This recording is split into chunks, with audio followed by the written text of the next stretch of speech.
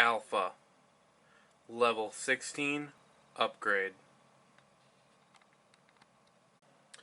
Hey guys, Tristan here, and today we'll be installing the Duratrax blue aluminum L-shaped servo arm. This is to replace the broken one that I've had in Alpha here for quite some time. I had gone down to my local hobby shop and had come across this and thought it was perfect for what I needed. So obviously with this, the holes aren't actually the right size, so some drilling is needed. So with that said, we'll move on to the disclaimer.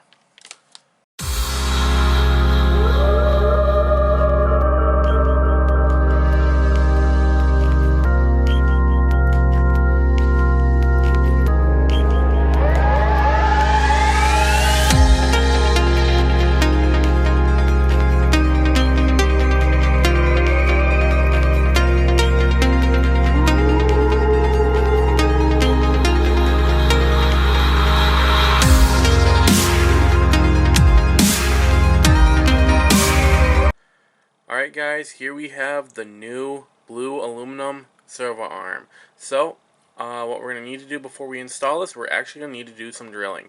So as you guys can see, we have one large hole and three smaller holes. The largest hole we can easily fit an M3 screw right on through. But the other holes, yeah, no, that's not going to work. So what we're going to need to do is we're going to need to actually drill this hole at the very end bigger. We're also going to need to be a bit careful when we're drilling, just so that we don't cut through outside of the metal.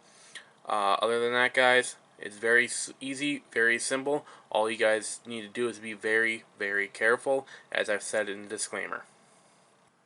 Now that I have drilled the new hole, we can now move on to removing the old servo arm, and that's held on with one screw. Alright, with the screw removed, we can now pull the old servo horn right on off, just like that. So now what we're going to be able to do is we're going to go over and remove both nuts that are for the linkages themselves that hold them to the horn, and then we can start moving them over to the new one. In the package you will also have these three adapters, one that says KSJ, one that says F, and one that says H. The KS one is for Kyosho servos, the F is for Futaba servos, and the H is for high-tech servos. Since Futaba and Traxxas usually share the same spline number count, we will be using the F one. For the H and the KS, you can set those off to the side in the event that you ever upgrade or change to one of those two different types of servos. With the adapter picked out, we can now take it and insert into the center of the new servo horn. All you gotta do is put it in line and press down as hard as you can, and it should be in place just like that. If you wish, you can always go over it with the edging with a knife or some way to clean it up better. That's just if you wish. Other than that, guys, we are ready to put this in onto the servo. Now that we have the new horn all set up to be mounted onto the servo, we have one last thing to do, and that's to install both linkages onto the horn.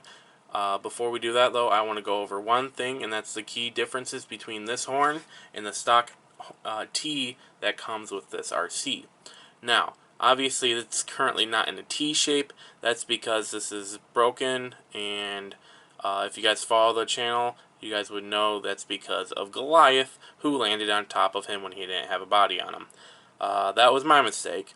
But with that said, the biggest differences between this horn and this horn, obviously coming stock, this is in a T pattern versus the new Duratrax one, which is in a 90-degree pattern. The second biggest difference is, whereas this one, the horn, the different horn arms have different lengths, whereas this one, they're actually in the same length. Now, for your throttle, it will not do anything. The throttle arm is completely and exactly the same length as the stock. So your throttle will act perfectly the same. You'll have no problems. The biggest difference is the braking arm. The braking arm is slightly longer, so what that will do is that will give you better braking power. Now, for model size and seeing how light this RC can be, braking for the rear doesn't really do too much, but that will definitely help with reactivity and all that other fun stuff. But other than that, they're pretty much the same. They'll do the exact same job, just this one breaks better. Other than that, guys, we can now start putting these on. For the throttle linkage, you'll need to set it up to the arm that's going to be facing the rear of the RC, and you're going to want to put it to where the threading is facing towards the chassis of it. That's because of the way they have it set up. So you really can't swap them, or else you'll have some very bad rubbing with the linkages, and that's not going to help your RC. The braking linkage goes on the other arm that's facing towards the engine, and it's going to be sent through, whereas the threading is going to be facing upwards towards the sky. Like I said, you really can't mess these up. If you mess them up, it's not going to be pretty.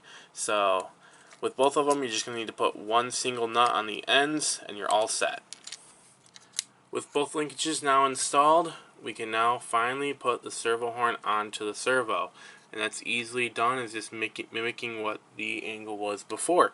So before I had removed the servo horn, I had made sure that the arm facing the rear was completely in line with the RC. So all we have to make sure is that is in the same orientation, and we just gotta press down onto the servo, just like that. And all that's left is to put the one screw in that holds it on. Here is before, and here is after, guys. Check it out. As you can see, it not only looks so much better, but it's going to perform a lot nicer. So as I said earlier in the video, that the longer arm for the braking linkage will increase the braking power of this RC, but it's not going to go too much, just because of the normal traction that you get. Braking kind of doesn't help all that too well, but you know, the more the merrier. So, as you guys can see, the servo is back working, linkages all work, and it looks fine. So guys, thanks for checking this video out, and I will see you all next time. And that was Alpha's level 16 upgrade.